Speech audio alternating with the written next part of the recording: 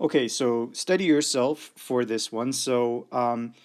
Here we're started with this equality here that says, okay, if we know the distribution for p hat is normal, then we know that between a z-score of about -2 up to +2 is going to sit 95% of the samples in my sampling distribution. And so if we want to solve this inequality, we've got two of them. So if I want to solve this inequality over here for p, which is the only unknown, then you could verify that in general, there's a formula for the lower cutoff.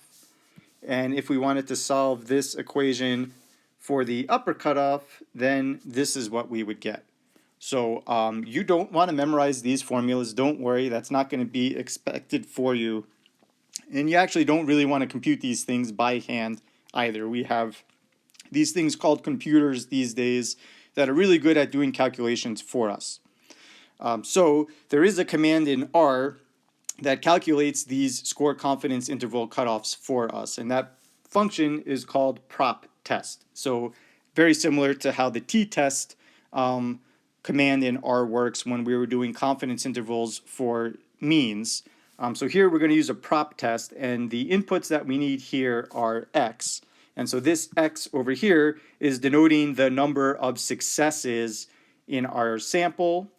N is denoting the size of our sample, and then we can define the confidence level. So if you actually leave this argument blank, if you don't enter a confidence level in your formula, the default is to use a 95% confidence interval, but it's good to leave this in here just to make sure that you're calculating the right margin of error based on the confidence level that you want to use for your interval.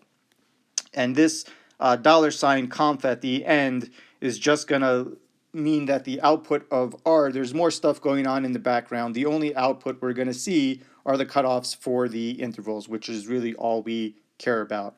And so for our sample, recall, we had a sample size N, which was 443. Out of that sample, we had a proportion that was 0.55 that said they did wear a face covering. But in this formula, what we need to input first is the value of x, which is not the proportion of people, but how many people in our sample said they had worn a face covering. And so that was 244 people out of the 443. That's where the 55% came from. So you can check by entering this code in R. If I type prop test, x is 244, n was 443. So we've got the 244, 443. We wanted to construct a 95% confidence interval. And so entering this in R, here's the output below.